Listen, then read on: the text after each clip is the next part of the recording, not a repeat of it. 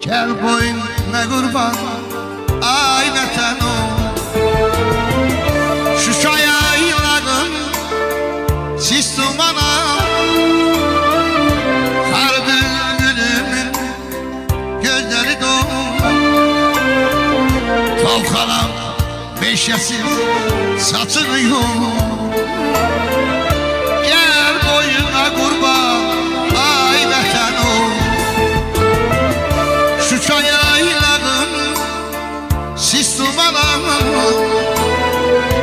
Kar bülbülümün gözleri dolu Topxanam meşəsi saçını yol Gel boyuna kur